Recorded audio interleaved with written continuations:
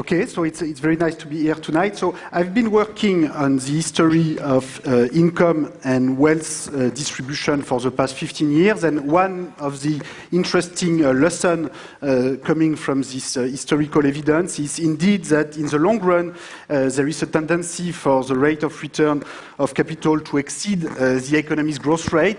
And this tends to lead to high concentration of wealth, not infinite concentration of wealth, but the higher the gap between R and G and the higher the level of inequality of wealth towards society tends to converge. So this is the key force that I'm going to talk about today. But let me say right away that this is not the only important force in the dynamics of income and wealth distribution. And there are many other forces that play an important role in the long-run dynamics of income and wealth distribution. Also, there is a lot of data that still needs to be collected. So, we know a little bit more today than we used to know, but we still know too little. And, certainly there are many different processes, economic, social, political, that need to be studied more. And so I'm going to focus today on this simple force, but, that doesn't mean that other important forces do not exist. So most of the data I'm going to present comes from this database that's available online, the World Top Income Database. So this is the largest existing historical database on inequality, and this comes from the effort of over 30 scholars from several dozen countries. So let me show you a couple of facts coming from this database, and then we'll return to R bigger than G. So fact number one is that there's been a big reversal in the ordering of income inequality between the United States and Europe over the past century. So back in 1900, 1910, income inequality was actually much higher in Europe than in the United States, whereas today it is a lot higher in the United States. So let me be very clear. The main explanation for this is not R bigger than G. It has more to do with changing supply and demand for skill, the race between education and technology, globalization, probably more unequal access to skills in the US, where you have very top universities, but where the bottom part of the educational system is not as good, so very unequal access to skills, and also an unprecedented rise of top managerial compensation of the United States, which is difficult to account alone just on the basis of education. So there is more going on here, but I'm not going to talk too much about this today because I want to focus on wealth inequality. So let me just show you a very simple indicator about the income inequality part. So this is the share of total income going to the top 10%. So you can see that 1 century ago, it was between 45 and 50% in Europe and a little bit above 40% in the US, so there was more inequality in Europe. Then there was a sharp decline during the first half of the 20th century, and in the recent decades, you can see that the US have become more unequal than Europe, and this is the first fact I just talked about. Now, the second fact is more about wealth inequality, and here the central fact is that wealth inequality is always a lot higher than income inequality, and also that wealth inequality, although it has also increased in recent decades, is still less extreme today than what it was a century ago, although the total quantity of wealth relative to income has now recovered from the very large shocks caused by World War I, the Great Depression, World War II. So let me show you two graphs illustrating fact number 2 and fact number 3. So first, if you look at the level of wealth inequality, so this is, the share of total wealth going to top 10% wealth holders. So you can see the same kind of reversal between the US and Europe that we had before for income inequality. So wealth concentration was higher in Europe than in the US a century ago, and now it is the opposite. But you can also show two things. First, the general level of wealth inequality are always higher than income inequality. So remember, for income inequality, the share going to the top 10% was between 30 and 50% of total income. Whereas for wealth, the share are always between 60 and 90%. Okay, so that's fact number one, and that's very important for what follows. Wealth concentration is always a lot higher than income concentration. Fact number two is that the rise in wealth inequality in recent decades is still not enough to get us back, to 1910. So the big difference, today wealth inequality is still very large, with 60-70% of total wealth for the top 10. But the good news is that it's actually better than 1 century ago, where you had 90% in Europe going to the top 10. So today, what you have is what I call the middle 40%, the people who are not in the top 10 and who are not in the bottom 50, and what you can view as the wealth middle class that owns 20-30% of total wealth, national wealth, whereas they used to be as poor a century ago when there was basically no wealth middle class. So this is, an important change.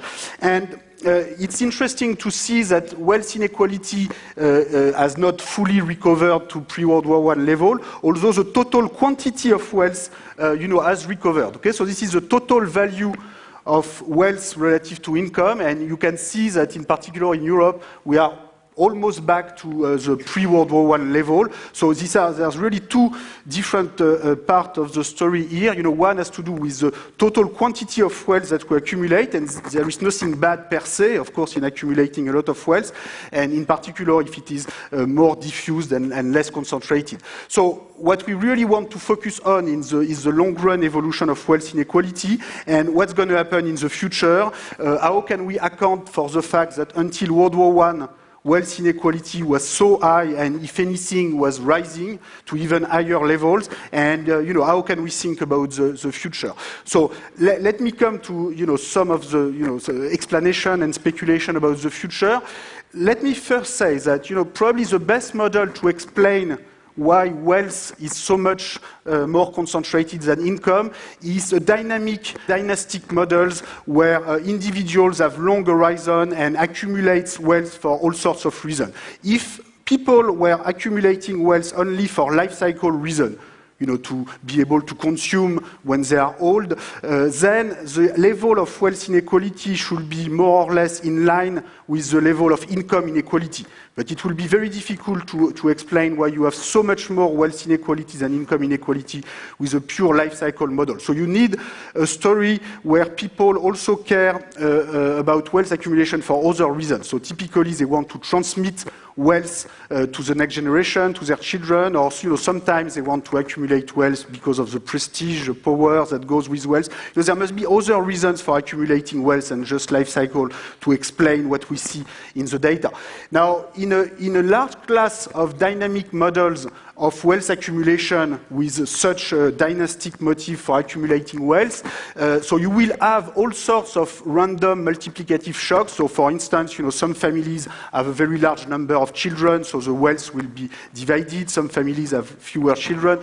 You also have shocks to rates of return. Some families make huge capital gains, some made bad investments. So you will always have some mobility in the wealth process. Some people will move up, some people will move down.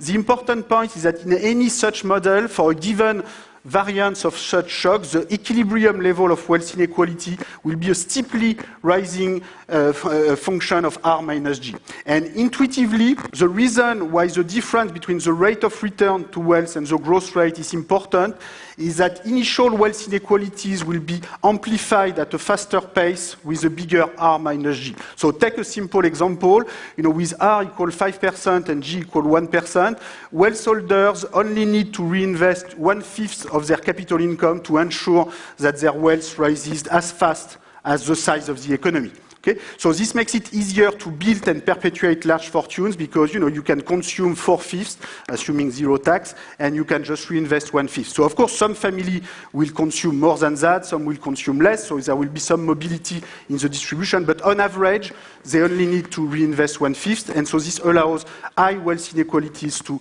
sustain. Now, you should not be surprised by the statement that R can be bigger than G forever, because in fact, this is what happened during most of the history of mankind, and this was, in a way, very obvious to everybody, for a simple reason, which is that growth was close to 0%. During most of the history of mankind, growth was maybe 0.1, 0.2, 0.3%, but very slow growth of population and output per capita. Whereas the rate of return to capital, of course, was not 0%. It was for land assets, which was the traditional form of assets in pre-industrial societies, it was typically 5%. So, any reader of Jane Austen will know that, if you want an annual income of £1,000, you should have a capital value of £20,000, so that 5% of 20,000 is 1,000. And in a way, this was the very foundation of society, because this is what R bigger than G was what allowed holders of wealth and assets to live off their capital income and to do something else in life than just to care about their own survival. Now, one important conclusion of my historical research is that modern industrial growth did not change this basic fact as much as one might have expected. Of course, the growth rate following the Industrial Revolution rose, typically from 0 to 1 to 2%, but at the same time, the rate of return to capital also rose, so that the gap between the two did not really change. So, so during the 20th century, you had a very unique combination of events. First, a very low rate of return due to the 1914-1945 war shocks, destruction of wealth, inflation, bankruptcy during the Great Depression, and all of this reduced the private rate of return to wealth to unusually low levels between 1914 and 1945. And then in the post-war period, you had unusually high growth rate, partly due to the reconstruction.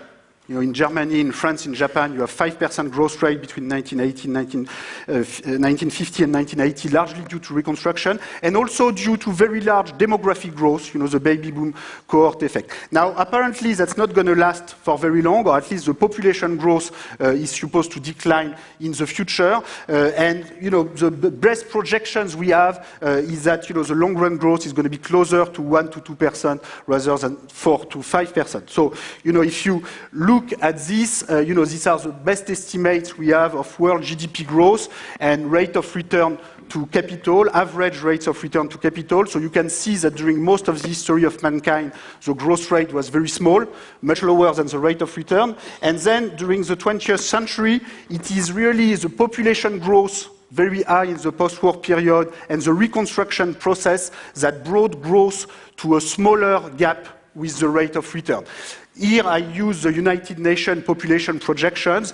So, of course, they are uncertain. It could be that we all start having a lot of children in the future and that the growth rate are going to be higher. But from now on, these are the best projections we have, and this will make global growth decline and the gap between, with the rate of return go up.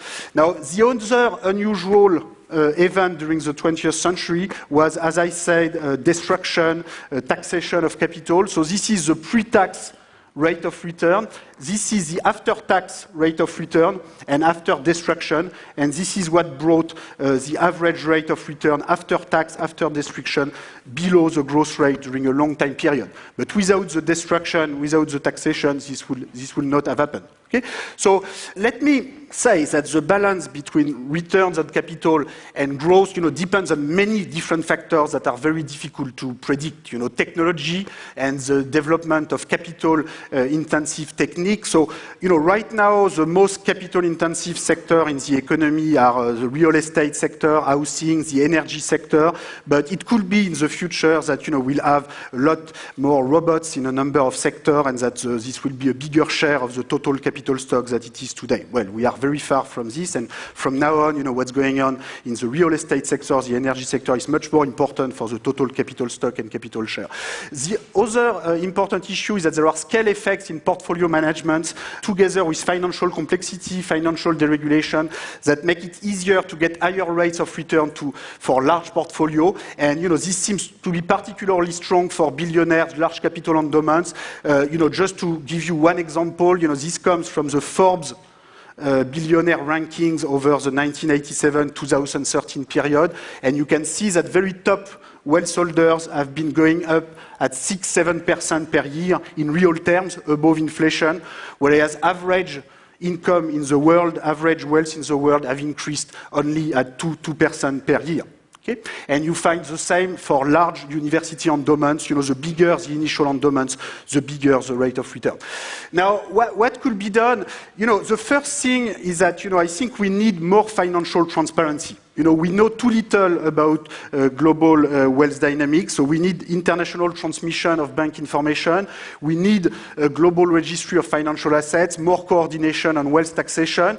And, you know, even wealth tax with a small tax rate will be a way to produce information so that then we can adapt our policies, you know, to whatever we observe. And to some extent, you know, the fight against tax havens and automatic transmission of information is pushing us in this direction. Now, there are other ways to redistribute wealth, you know, which it can be tempting to use. You know, inflation, you know, it's much easier to print money than to write a tax code, so, you know, that's very tempting, but sometimes you don't know what you do with the money. This is a problem.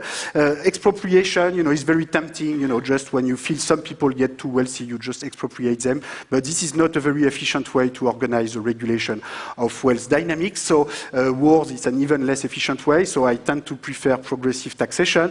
But of course, you know, history will invent its own pathways, and it will probably involve a combination of all of this. Thank you.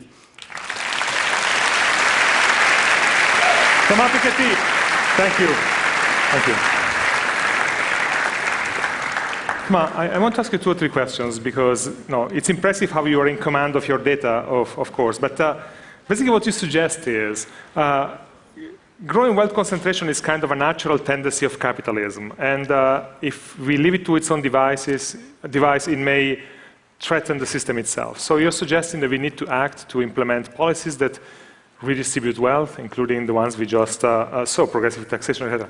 In the current political context, how realistic are those? How likely you think that it is that they will be implemented?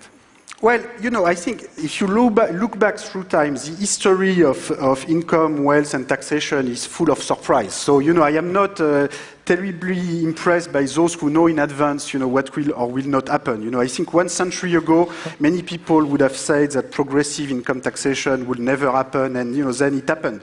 And, you know, even 5 years ago, many people would have said that bank secrecy will be with us forever in Switzerland, that Switzerland was too powerful for the rest of the world. And then suddenly, you know, it took a few US sanctions against Swiss banks for a big change to happen, and now we are moving toward more financial transparency. So, you know, I think, you know, it's not that difficult, you know, to better coordinate politically. You know, we are going to have a treaty with half of the world GDP around the table with the US and the European Union. So, you know, if half of the world GDP is not enough to make progress on financial transparency and, you know, minimal tax for multinational corporate profits, you know, what does it take? You know, so I think these are not technical difficulties. I think we can make progress if we have a more pragmatic approach to these questions and we have the proper sanctions on those who benefit from financial opacity. One of the arguments against your point of view is that economic inequality is not only a feature of capitalism, but is actually one of its engines. So we take measures to lower inequality, and at the same time we lower growth, potentially. What do you answer to that? Yeah, I think inequality is not a problem per se. You know, I think inequality up to a point can actually be useful for innovation and growth. The problem is it's a question of degree. When inequality gets too extreme, then it becomes useless for growth, and it can even become bad because it tends to lead to high perpetuation of inequality over time and low mobility. And for instance, you know, the kind of wealth concentration that we had in the 19th century and pretty much until World War I in every European country was, I think, not useful for growth. You know, this was destroyed by a combination of tragic events and policy changes, and this did not prevent growth from happening. And also extreme inequality can be bad for our democratic institution if it creates very unequal access to political voice, and, you know, the influence of private money in US politics, you know, I think is a matter of concern right now. So, you know, we don't want to return to that kind of extreme pre-World War I inequality. Having a decent share of national wealth for the middle class, you know, it's not bad for growth. You know, it is actually useful both for equity and efficiency reasons. I said at the beginning that your book has been criticized, some of your data has been criticized, some of your choice of data sets has been criticized. You have been accused of cherry-picking data to make your case. What do you answer to that? Well, I answer that, you know, I'm very happy that this book is a stimulating debate. You know, this is part of what it is intended for. Look, you know, the reason why I put all the data online with all the detailed computation is that, so that we can have an open and transparent debate about this.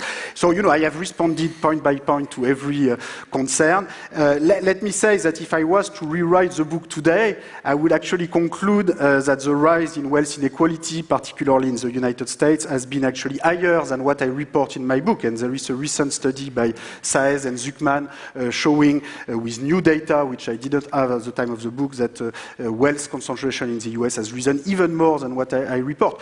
And there will be other data in the future, some of it will go in different direction.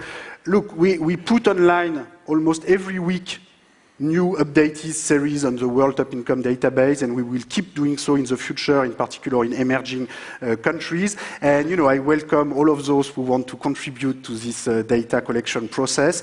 In fact, I certainly agree that there is not enough transparency about wealth dynamics, and a good way to have better data would be to have, wealth tax with small tax rate to begin with, so that we can all agree about this important evolution and, adapt our policies to whatever we observe. So taxation is a source of knowledge, and that's what we need the most right now. Piketty, merci beaucoup. Thank you. Thank you.